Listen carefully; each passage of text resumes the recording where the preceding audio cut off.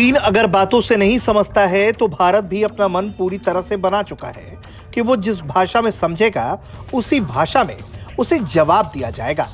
अब सीडीएस बिपिन रावत ने भारतीय सेना को लेकर बड़ा संदेश दिया है। उन्होंने जोर देकर कहा है कि सेना को विवादित सीमाओं पर पूरे साल तैनात रहने की जरूरत है।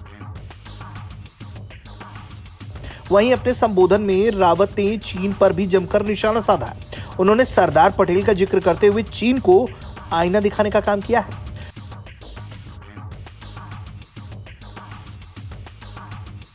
बिपिन रावत के मुताबिक सरदार पटेल तिब्बत को हमेशा एक स्वतंत्र देश की तरह देखते थे। वो इसे बफर देश बनाना चाहते थे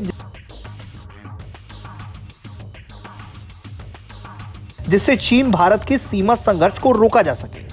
रावत ने दावा किया है कि सरकार द्वारा पंडित नेहरू को लिखी गई चिट्ठी में इस बात का जिक्र है।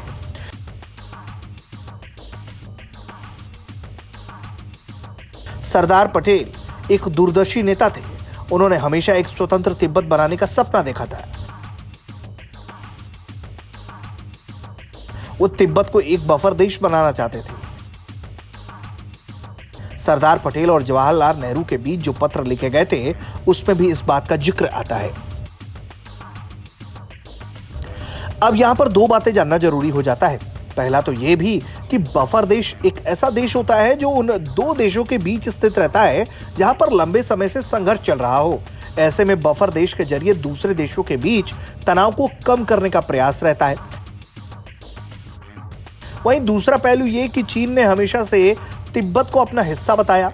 ऐसे में जब बिपिन रावत सरदार पटेल के बयान के जरिए तिब्बत को स्वतंत्र बताते हैं तो चीन का इस पर बौखलाना लाजमी रहेगा। वैसे अपने संबोधन के दौरान बिपिन रावत ने इतिहास के कई पुराने पन्ने खोले। उसके जरिए उन्होंने वर्तमान भारत चीन की स्थिति पर भी अपने विचार रखे। रावत का कहना है कि जब जब कोई देश अपनी सेना को ही नजरअंदाज कर देता है तब बाहरी ताकतें उस स्थिति का फायदा उठाने का प्रयास करती है।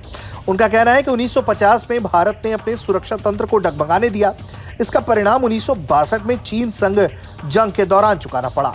अब सीडीएस मानते हैं कि 1962 के बाद कई बार भारत संग चीन की झड़पें हुई, फिर चाहे वो 1967 में सिक्किम के नाथुला में हो, 1986 में वांगडुंग में या 2017 में डोकलाम में हो। रावत के मुताबिक अब भारतीय सेना सीमाओं पर पूरी तरह से मुस्तैद रहती है। ये तमाम झड़पें भी इसी ओर इशारा करती हैं कि अब देश की सेना हर खतरे से निपटने के लिए तैयार रहती है। ब्यूरो रिपोर्ट, भारत तक।